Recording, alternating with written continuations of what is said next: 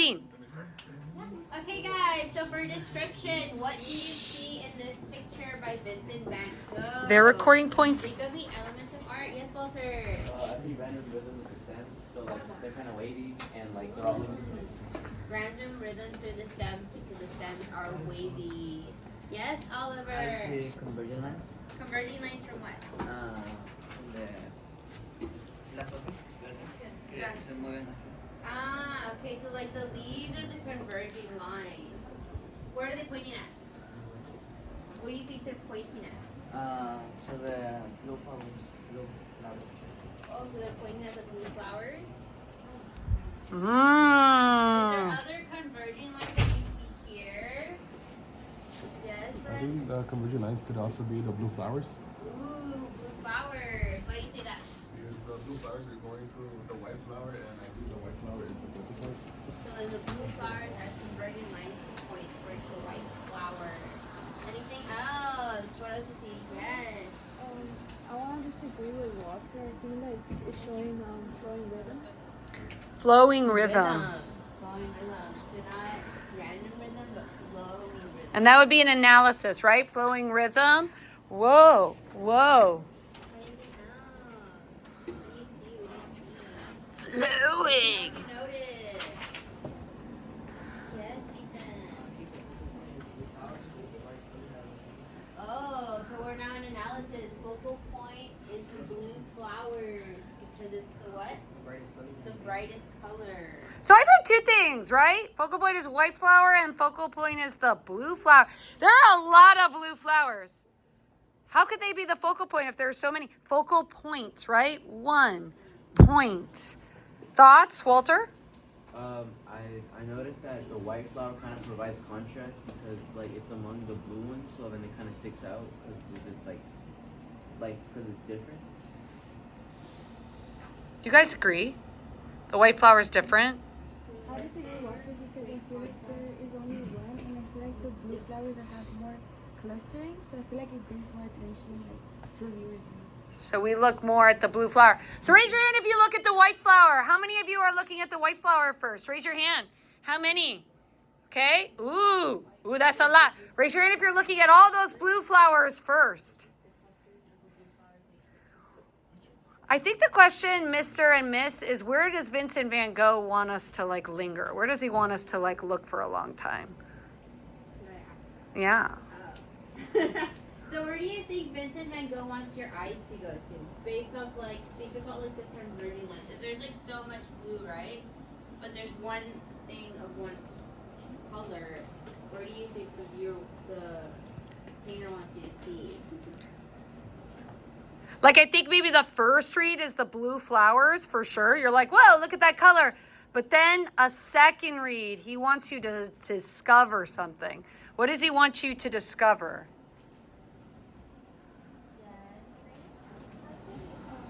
Based on the roots, like they kind of look like flowing rhythm to me, and like kind of like converging lines, like going towards the white flower.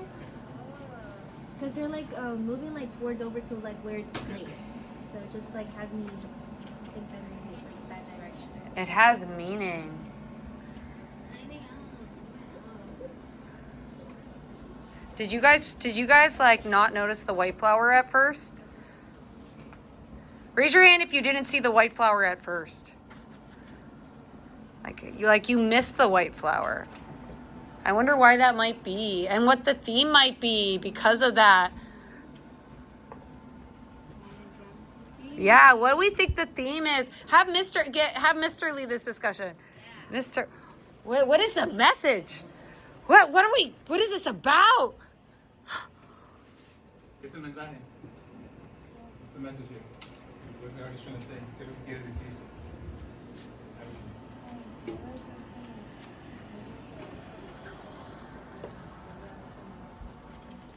Que alguien haya fallecido y qué? Que le recuerde este lugar o pasión por él. Ok, que alguien a lo mejor ha fallecido y que a lo mejor esa es una representación de esa persona que ha fallecido. Okay, so maybe it's life and death, the passing of someone. Ooh. Maybe the flowers on top, they do look a little more lively, right? So maybe that represents life.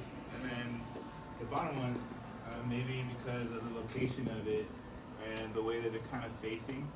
Maybe also that kind of represents death or the passing of someone.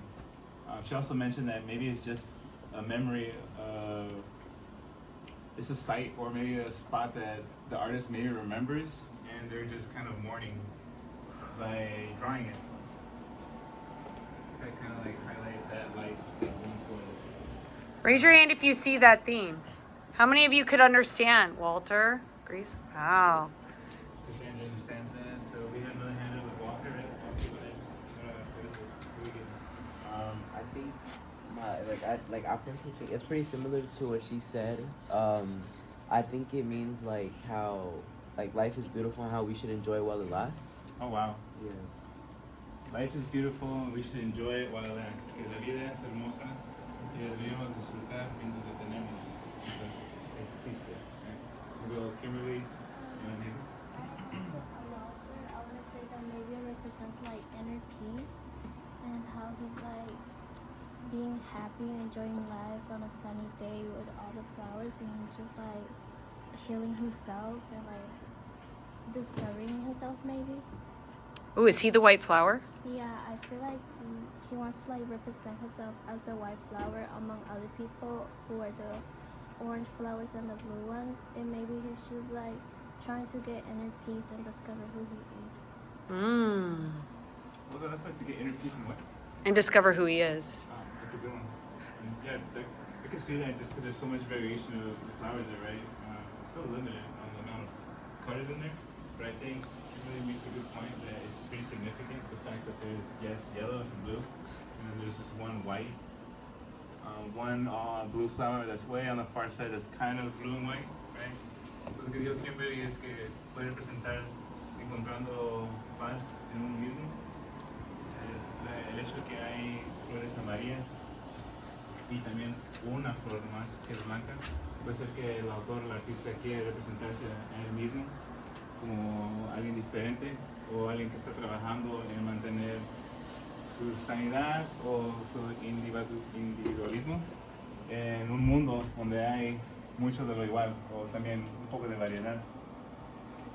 Entonces, como también el autor o el artista tratando de encontrarse a él mismo, su significancia, cómo él se representa como alguien, como un individual en este mundo.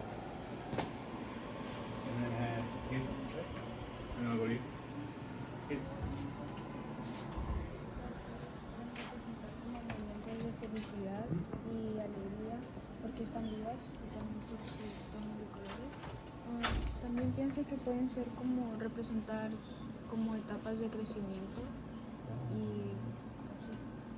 Ese es un buen punto. Ese es un buen punto. Que las flores pueden representar el crecimiento de alguien, la vida de alguien. El color, los colores son importantes. Todos, siempre que un autor o un artista use colores para escribir algo, un poema o para pintar algo, siempre tiene una significancia. No nomás lo dijeron porque es favorito. Quizás también es eso. Pero lo que Jesús dijo es que representa eso. La felicidad en la vida, el crecimiento de alguien, que conecta también, ¿no?, el tema de individualismo y encontrarse uno mismo y tener esa paz internal. So Hazel says that it can represent life and maturing in life, growing in life, right? Going from a seed, growing those roots, then you're maturing, so it's your stem, and then blossoming to the individual you are, the flower, right? And that would make sense too, right? We see the variation, and she says how the color could represent something too, some sort of feeling, some happiness, right? The fact that we're alive, those flowers are alive. So to her, all those flowers are alive, right? Some was interpreted as some are alive, some are dying. But to her, she says that all that represents life, maturing, finding oneself. That's pretty deep. You guys have some pretty deep stuff. Remember, like this, it's not wrong. Whatever you're feeling, whatever you're thinking, that's correct. If you're feeling, you're correct. But you need to back it up with Evidence. yay! Judgment! Judgment! And something similar to what everyone else was saying is that because like the difference between the colors, like what I saw was in like a person being individual, like expressing their individualism in like a crowd of people that are like trying to fit in, like be the same. So like maybe the message is like to express that every one of us is unique and that each of us brings something different to the table. So profound, so deep. Yes. So because we have so many themes, right, and messages, what would a good aesthetic theory be for this? Emotionalism. Raise your hand if you agree with emotionalism. Like we're feeling ¿Qué things. tema pensamos que es? Emotionalism. De emocionalismo, que hay un mensaje aquí de emociones. Levanten la mano si están de acuerdo. Ese es un tema. And what's the name of a theory that communicates a message? Instrumentalism. Raise your hand if you think it scores well underneath instrumentalism. O si la teoría estética piensan que es de teoría, que está tratando de comunicar un mensaje. Si piensan que es eso, estética. So anyone who hasn't participated, we're tracking your scores right here.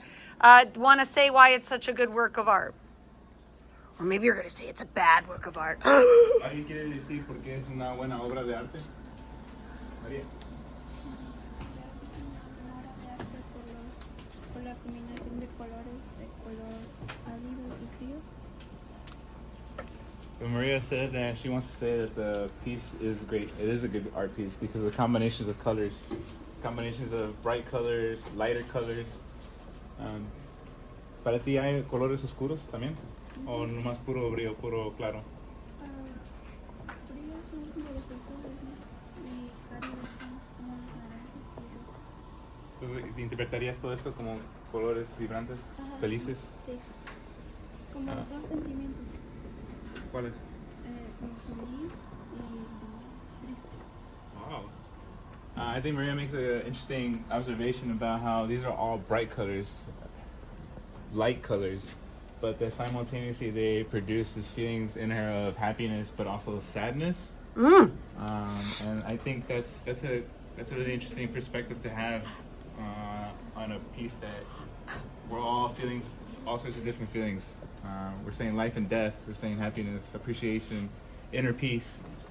I think it's fascinating you guys connected inner peace with sadness. That's a lot. There's a lot to say about all that. Thank you, María. Gracias. Para decirlo en español, eso que dijo María, que para ella está brilloso, feliz, pero la mezcla de emociones es feliz y tristeza.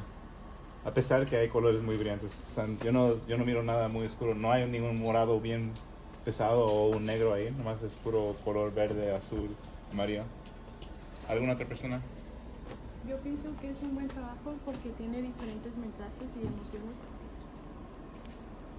So Tiffany says because it has many messages and many emotions, that's what makes it a great art piece. Porque tiene muchos mensajes, varios mensajes y muchos mensajes y qué, perdón.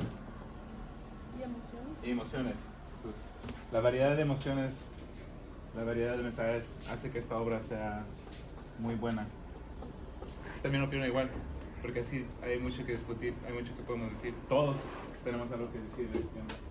And that would be emotionalism and instrumentalism. And see, round of applause, Mr. Tuario and Mr. Perez. They're going to be great teachers. I'm excited. Ya ves.